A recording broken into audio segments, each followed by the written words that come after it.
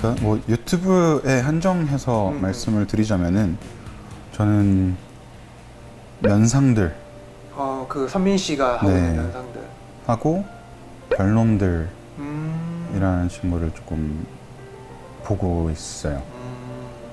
그래서 뭐 그 이유는 뭐 이미 컨텐츠로 많이 이제 증명을 하고 계시다고 생각은 하는데 요즘에 또 드는 생각이 또 이건 어떻게 보면 약간 슬픈 이야기이기도 한데 이 극 중에 보면 똑같이 그 지하 공연장에서 그 주인공들하고 주변의 그 동료 코미디언들이 막 허름한 데서 같이 공연을 해요. 네. 근데 딱 한 명만이 대중적으로 크게 성공하는 코미디언이 있어요. 이렇게 한 명 좀 바보 흉내 내고 이렇게 영화에서 보면 눈썹도 짙고 딱 우리나라 보면 옛날에 심영래 씨처럼 그렇게 코미디 하시는 분이 대중적으로 성공해서 그 친구는 굉장히 극 중에서 성공을 하는데 네. 이게 우리 현실 속에서도 사실 있거든요. 네. 그러니까 똑같은 연습생 시절을 네. 겪고 왔는데 누군가는 대중적으로 크게 성공해가지고 조금 남부럽지 않게 이제 살게 되고 누군가는 여전히 몇 개 아르바이트를 전전하면서 이제 TV에 나오는데 예전에 동료의 얼굴을 보면서 사는데 그런 아직 대중적으로 올라가지 못했던 어떤 후배나 동생 같은 코미디언이 팀장님한테 형, 나 요즘 이런 고민이 있고 저런 고민이 있고 좀 힘들어. 이걸 할까 말까? 어떻게 해야 될까? 이런 고민을 좀 처연하게 이렇게 형으로서 딱 이렇게 앞에서 내비쳤을 때 근데 나도 현실적으로 정확하게 방법론을 모르겠어. 이 친구를 뭐 어떻게 해줘야 될지는 모르겠지만 좀 당장은 뭔가 토닥거려주고 싶은데 뭐라고 조언을 해주실 것 같으세요? 그러니까 저 역시도 사실은 그런 아픔을 네네. 겪었었어요. 그러니까 건축 설계를 하면서 그러니까 제가 건축을 이렇게 대충 공부하는 애는 아니었었거든요. 너무 좋아하면서 공부했었던 애예요. 그래서 그냥 뭐 일주일에 뭐 정말 저 열흘 동안 10시간 잔 적도 있어요. 건축 때문에. 그러니까 정말 좋아했었고 나는 평생 이제 나는 건축에 내 몸을 불사르겠어라는 생각을 하다가 너무너무 신기하게 2년 만에 그 결심이 바뀐 거예요. 한순간 그 계기가 있었나요?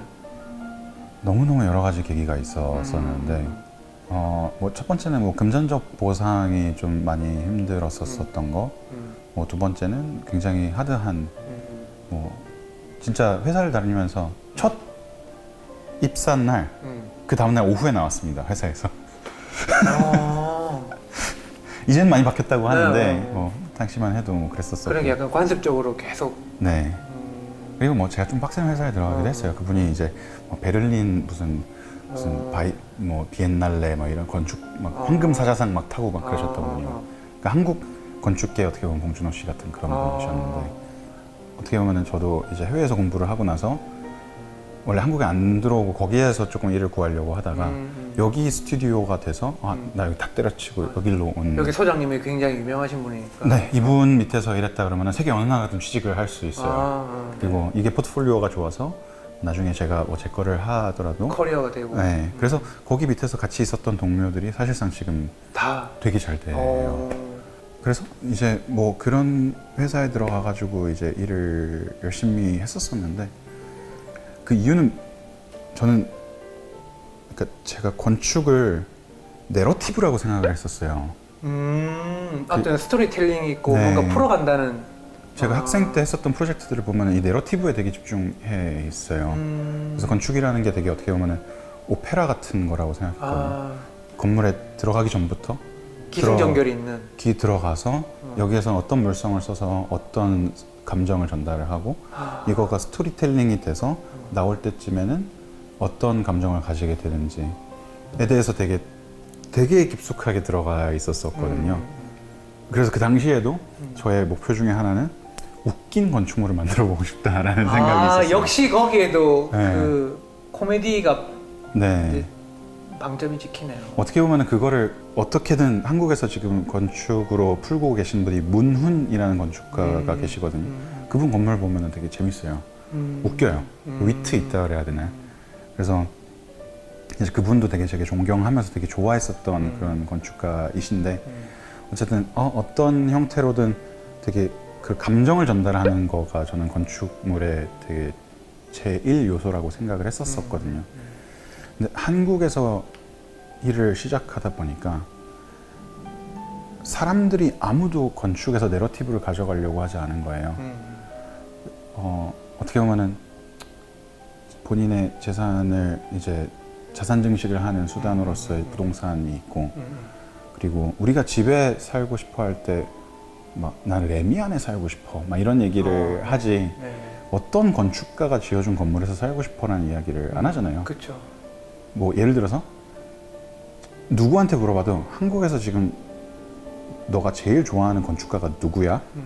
라는 질문을 할 필요도 없이 너는 한국의 건축가 한 명이라도 알아? 라고 하면 대답을 못 해요. 대부분의 사람들이. 그러니까 건축이라는 거가 사람들한테서 너무 먼 거예요. 영화 감독 이름들은 줄줄줄줄 네. 외우면서 건축가가 뭐 예를 들어서 실제로 미국에서는 이거 프랭크 게리가 지은 건물이야 하면은 그 가격이 오르거든요. 장 누벨이 설계한 건물. 작품으로 인정을 받. 네. 근데 여기는 한국은 어디서 지었는지가 더 중요한 거예요. 삼성에서 브랜드. 지은 거야. 브랜드. 이거 어디서 지은 뭐 자이야. 뭐 이러면은 가격이 더 좋잖아요. 롯데캐슬이야 하면 누가 설계했는지는 아무도 관심이 없는 거예요. 이 사람이 어떤 이야기를 하고 싶은지에 대해서 아무도 듣지 않는데, 그러니까 저는 건축을 언어라고 생각했고 이 언어를 통해서 사람들하고 이야기를 하고 싶었는데 이 언어는 영어나 중국어가 아니었던 거죠. 아무도 안 쓰는 언어였던 거예요. 그래서 오케이, 그러면 나는 모든 사람들이 알아들을 수 있는 언어로 바꿔버릴래 라고 해서 옮겼던 거였거든요. 미디어로, 엔터테인먼트로. 내가 하고 싶은 이야기는 있었고 TV는 다 보잖아요. 그렇죠. 네. 그러면 오케이, 나 여기서 일할래 라고 하면서 바꿨던 거죠. 그 나중에 그 이제 비즈니스 하시면서 네. 회사 건물 올리시면 네. 같이 일했던 동료 중에 제일 잘 나가는 친구한테 부탁해서 건물 네. 해달라고 해도 될 것 뭐 같아요. 그래도 좋고, 그리고 저는 아마 최악의 건축주가 되지 않을까. 너무 도면을 아니까. 읽을 수 아니까. 있는 건축주가 많이 없잖아요. 꿈입니다. 제가 건축주가 되어서 뭔가 건물을 지어본다라는 거. 세상에 하고 싶은 일이 있고 어떤 일을 하는지에 대해서는 별로 중요하지 않은 것 같아요. 저는. 그러니까 코미디가 됐든 네. 건축이 됐든 뭐가 됐든 이거를 해서 이루고 싶은 게 무엇이냐가 중요한 것 같거든요. 그러니까 뭐 세상에 어떻게 보면 임팩트를 줄 수 있는 학문들은 되게 많잖아요. 뭐 의학, 뭐 화학, 뭐 생물학, 여러 가지 자기가 전공할 수 있는 것들. 그러니까 예를 들어서 물리학이라고 치면은 네. 뭐 지구의 자전 이런 거를 발견했을 때 세상에 엄청난 임팩트를 줬었잖아요. 뭐 의학에서 뭐 비아그라가 발명되었을 때 엄청난 맞아. 세상에 임팩트를 줬단 말이에요. 제가 대학교에 들어갈 즈음에 비아그라가 아직 발명되지 않았었던 시기였는데 그땐 한의대가 의대보다 높았었어요. 근데 비아그라의 발명과 함께 이게 이렇게 되더라고요. 역전이네. 완전히 떨어져 버렸거든요. 그러니까 예전에는 다 한약으로 지어 먹던 거를 네. 이제 비아그라의 정력이 좋다고. 약 하나로 이제 가능해져요. 그런 발명은 세상을 바꾸는 발명들이잖아요. 그러니까 어떤 분야에서 어떤 일을 하는지가 중요한 게 아니고 자기가 어떤 일을 해서 무엇을 이루고 싶으냐, 어떤 세상에 어떤 임팩트를 주고 싶으냐가 중요한 것 같아서, 예를 들어서 어떤 친구가 자기가 코미디에 소질이 없는 것 같다, 다른 일을 한번 해보고 싶다라고 했을 때 저는 그를 막을 필요도 혹은 설득을 할 필요도 없다고 생각을 하고요. 너가 세상에다가 하고 싶은 일이 무엇이야? 그 일을 이룰 수 있는 다른 일을 하는 거에 대해서는 저는 그럼 네. 예를 들면 내가 사람들을 웃기는 게 좋고 즐겁게 만드는 게 좋아서 처음에는 이제 직접적으로 코미디언이 되고 싶어서 도전을 했는데 내가 이쪽 길이 자꾸 부딪히가 안 될 때 반대로 어떤 다른 일을 통해서 사람들에게 웃음을 주거나 네. 기쁨을 줘서 그쪽으로 소통이 된다면 네. 그걸 해서 그걸 풀어내도 네. 아주 좋은 방법이다. 뭐 네. 그런 말씀이십니까? 저는 그 맨땅에 헤딩하거나 계란으로 바위치기가 그렇게 좋은 형태는 아니라고 생각은 하거든요. 그러니까 계란으로 바위쳐서 계란이 깨졌으면 딴 걸로 쳐야지. 왜 계란으로 그렇죠. 계속 치고 있어요? 맞아요. 그래서 뭐 돌덩이도 들고 가보고 쇳덩이도 들고 가보고 그래서 이게 깨지네? 깨지는 게 중요하다고 생각하거든요. 그래서 저는 뭐 그런 부분에 있어서는 그런 식으로 조언을 해줄 것 같아요. 이거는 사실 그런 것 같아요. 이 코미디에 국한된 게 아니고 네, 모든 사람들에게 네, 국한된 것 같아요. 사실 누군가 태어나서 내 꿈은 샐러리맨이야. 네. 뭐 이런 건 없을 테고. 없죠. 그러니까 그거에 대한 어떤 용기, 그 방향성을 과감하게 틀어가지고 네, 진로 변경이라고 하긴 그렇지만 뭔가 팀장님처럼 다른 방향으로 이걸 풀어낼 생각을 하지 못하는 사람들이 대부분이어가지고 그냥 이렇게 휩쓸려 가듯이 사는 게 아닌가 싶은데 제가 감히 이런 얘기 오시합인 것 같고 네. 그럼 이게 이제 마지막 질문이 될 것 같은데 지금 어쨌든 우리나라 코미디의 큰 주축이 되었던 어떤 그 무대 코미디, 공개 코미디. 공개 네. 코미디가 이제 방송국에서는 싹 없어졌고 그러면 우리나라 앞으로 이 코미디 시장과 코미디를 풀어내는 컨텐츠의 방향성은 어떻게 나아가게 될까요? 약간 그냥 예측 지금 그냥만 해보신다면 그냥 팀장님 생각에 그거보다 지금 주식이 어떻게 되느냐가 더 궁금하긴 한데 네네. 모른다라는 게 일단 정답이고 맞는 말인 것 같고요. 한 가지 제가 한 1년, 2년 전에 그냥 문득 어느 날 아침에 생각했었던 거는 방향은 잘 모르겠고 2005, 6, 7년 이때 이제 공중파 3사에서 다 공개 코미디 프로를 하나씩 가지고 있었던 그 시기 사람들한테서 코미디라는 장르가 굉장히 가까웠었던 그 시기가 한 번 더 올 것 같다라는 생각을 했었어요. 유튜브를 근간으로. 그러니까 코미디 전성시대가 한 번 올 것 같다라는 생각. 그래서 코미디를 해서도 유명해질 수 있고 돈을 벌 수 있고 부자가 될 수 있는 그런 시기가 한 번 올 것 같고 그거에 대해서 나도 거기에 좀 지분을 가지고 싶다라는 생각을 했었던 것 같아요. 되게 좋은 재능들이 지금 코미디를 하고 싶어 하고 그리고 한국의 힙합이 그랬었던 것처럼 그러니까 굉장히 소외받는 시절이 있을 때 그때 그거를 견뎌냈었던 재능들은 나중에 정말 찬란하게 꼽혀버리거든요. 그래서 지금 버티고 버텼었던 그 재능들이 지금 피어가고 있는 중이라고 보이고요. 그 소정의 성과들이 지금 조금씩 보이고 있는 것 같고 이건 더 커져야 된다라고 생각을 하고요. 그런 의미에서 뭐 이분들과 제가 뭐 어떤 식으로 어떤 콘텐츠를 만들어서 잘 만들어 가야 될지는 뭐 예를 들어서 뭐 사실 부식대학하고 비대면 데이트 처음 막 이렇게 논의하고 그럴 때 이렇게 잘 될지 몰랐거든요. 그냥 우리는 그냥 재밌어서 아니 졸라 웃기지 않냐? 막 이런 얘기하면서 막 캐릭터 디벨롭하고 막 그랬었던 거지. 막 이게 막 엄청난 콘텐츠가 될 거야는 아니었었던 것 같아요. 그래서 이거를 어떤 콘텐츠를 만들던 간에 사람들한테서 되게 코미디라는 게 되게 가까워지는 시간들이 앞으로 향후 한 5년간 정도는 지속되지 않을까라는 생각만 하고 있습니다.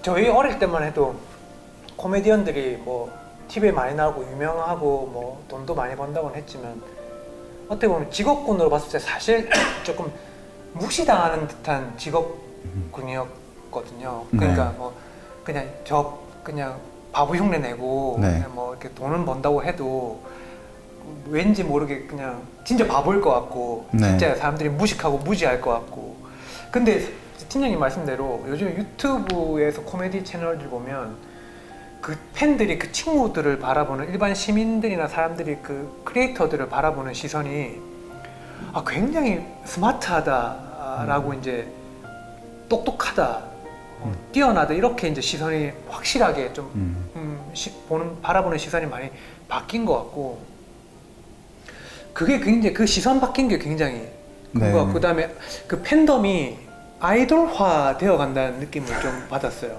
네. 막연히 초딩들이 옛날처럼 막 쫓아다니는 그런 게 아니라 여성 팬들이 진짜 네. 남자 아이돌 좋아하듯이 네네. 그렇게 좋아하게 되고. 저는 그거가 막 무조건 긍정적이라고만 보고 있지는 않고요. 그러니까 첫 번째 팬층이 이제 그런 층이 된 것 같고, 동시에 이제 뭐 사실 코미디가 장르가 되게 많잖아요. 그리고 코미디언들도 되게 부류가 몇 가지가 있다라고 생각하는데, 뭐 예를 들어서 길거리에서 보면은 막 우와 누구다 하는 그런 친구들이 있고, 또 반대로 이렇게 팬들도 좀 편하게 가방을 잡아당긴다든가 이게 장난을 치고 싶어하는, 어떻게 보면 아까 말씀하신 무시당하는 네네. 그런 캐릭터도 분명히 있다라고 생각하는, 저는 이게 나쁘다고 생각하지는 않아요. 네. 네네. 이게 자기 캐릭터를 완전히 빌드업한 사람들만 받을 수 있는 특권이라고 생각하거든요. 그러네요. 복해라고 네네네. 아까 얘기한 바보를 네. 너무 잘하고 계시는 분인 거예요. 모든 사람들을 속이고 있는 거죠. 자기가 바보다라고. 그래서 코미디언인 거예요. 네. 그리고 이렇게 지금 잘 디벨롭 되어 있는 뭔가 또 다른 캐릭터를 가지고 있는 그런 사람들이 있는 거고. 그래서 저는 뭐 둘 다 사실은 되게 좋은 형태의 코미디언이라고 생각해요. 뭐 예를 들면 예전에 영국의 그 미스터 빈처럼 네. 지나가면 누구가 진짜 저 사람 진짜 실생활도 저렇게 바보 같을 줄 알지만 네. 사실은 굉장히 유명한 명문대 출신이시고 네. 막 그렇잖아요. 이렇게 코미디라는 거는 사실 뭐 엄영수 선배님과 예전에 뭐 기회가 있어가지고 이렇게 살짝 이렇게 말씀 나눴었던 적이 있었는데, 그때 이분이 되게 제가 했었던 이야기 중에 되게 좋아하셨던 말을 굳이 이제 말씀드리자면은, 코미디는 사실 바뀐 게 하나도 없어요. 네, 형태가 바뀌고 뭐 타이밍이 바뀌고 호흡이 조금 바뀌었을지언정 문법이 바뀌진 않았거든요. 그러니까 우리 한국어도 뭐 발음이 바뀌고 뭐 단어가 바뀌고 하지만 문법은 바뀌지 않잖아요. 어순이나 이런 것들은 네네. 그대로잖아요. 코미디도 똑같다고 생각해요. 엄영수 선배님이 하셨던 혹은 그 이전에 했었던 코미디도 사실은 문법이 바뀌진 않고 결국은 바보짓과 그 바보짓을 놀리는 거거든요. 그래서 제가 항상 걱정되는 게, 이제 놀렸을 때 불편해하는 사람들이 점점 많아지고 있는 현실이, 코미디를 할 수 있는 영역이 조금 좁아지는구나라는 게 이제 걱정일 뿐이지, 이 문법에 대해서는 저는 사실상 관통하고 있는 거라고 생각해요. 그래서 뭐 예를 들어 본인이 바보임을 자처해서 뭐 영구, 맹구 이런 되게 오래된 되게 좋은 캐릭터들, 그런 캐릭터들이 뭐 기본적으로 밖에서 사람들로 하여금 무시를 받는다는 거는 그만큼 많이 몰입하게 만들어줬다라는 거 같거든요. 그러니까 좋은 악역 같은 느낌인 거죠. 네. 악역 배우로 드라마에 나왔을 때 막 길거리에서 막 사람들한테 혼난다면서요. 맞아요. 그렇게 살지 마! 막 이러면서. 실제로. 네. 그런 것처럼 저는 이게 완전히 완벽한 형태의 바보짓을 했을 때 그런 받을 수 있는 찬사라고 생각해요. 그래서 뭐 혹시라도 뭐 그런 일들이 있었을 때 뭐 동료 개그맨들한테 야 이건 너 진짜 잘한 거야 라고 좀 얘기를 해주는 뭐 그런 형태이기는 합니다. 자, 이게 이제 끝으로 이 책에 대해서 책에 대해서 얘기를 너무 안 했네. 뭐 근데 이 책이 이 모든 지금 팀장님이 말씀해 주신 어떤 철학적인 부분, 그다음에 코미디 장르적인 부분, 음과 양을 다 아울러서 어떻게 보면 다 내포하고 있는 책이에요. 오늘 감사하게도 책을 들고 와주셨는데, 불꽃이라는 이 책은 절판됐습니다. 사실 절판돼서 저도 근데 이제 이게 각 그 온라인 서점 이북으로 전자책으로 다 사서 보실 수 있고요.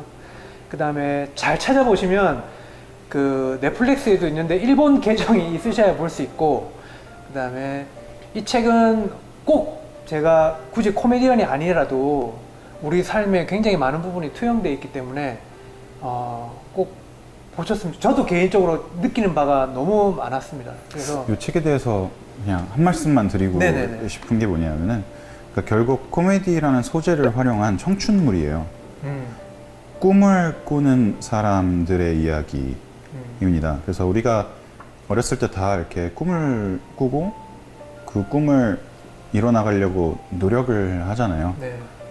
뭐 그런 분들 중에서 나는 뭐 정말 누구 같은 뭐 지미 핸드릭스 같은 기타리스트가 될 거야 라고 한 분들 중에서 그냥 평범한 삶을 사시는 분들도 계시고, 실제로 기타리스트가 되시는 분들도 계시고, 뭐 아니면은 또 슬프지만 뭐 가라오케에서 밴드 하시면서 이렇게 기타를 치시는 분들도 계시잖아요. 이제 그분들의 직업 윤리에 대해서 제가 말씀드리는 건 아니지만 어쨌든 꿈이 현실과 만나면서 좌절하고 그거를 딛고 일어서려고 하고 그러면서 또 힘들어하고 요 이 1년의 과정을 꿈이라는 소재를 통해 가지고 쓴 책이라고 생각해요.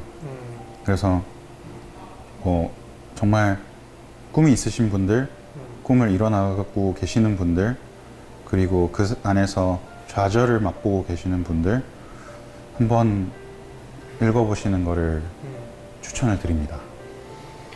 너무 깔끔하게 정리를 잘 해주셨어요. 진짜 제가 하고 싶었던 말씀이 네. 딱 이 말씀이고, 네, 부담 없이 전자책으로 사서 핸드폰이든 뭐 패드든 자유롭게 보시면 좋겠고, 이 작가의 그 인터뷰가 어떤 분이 고맙게도 그 자막을 달아서 유튜브에 있는데 그 인터뷰 영상은 제가 더보기 설명란에 추가해서 그 인터뷰도 보실 수 있도록 해드리겠습니다. 그러면 오늘 이렇게 좋은 곳에 또 직접 섭외까지 해주셔가지고 네네. 너무나 감사드리고, 이 이후에 게스트들은 이제 어떻게 하면 좋을지 모르겠어요. 나도 저기서 하면 안 돼요. 막 이러면 이제 네. 큰일 났는데 그건 안 된다고 제가 딱 잘라서 말하도록 하겠습니다. 네. 오늘 이렇게 바쁘신데도 아닙니다. 귀한 그냥- 시간 내주셔가지고 좋은 얘기 해주셔서 정말 감사드리고, 다음에 이 한국 코미디 시장이 뭔가로 좀 재편됐을 때, 뭔가 또 우리 팀장님을 모시고 얘기 들어볼 일이 생겼을 때 또 한번, 네. 근데 저는 개인적으로 모실 일이 생길 것 같아요. 네, 그럴 것 같고 그때 다시 한번 시즌 2를 한번 기대해 주셔서 좋을 것 같습니다. 네.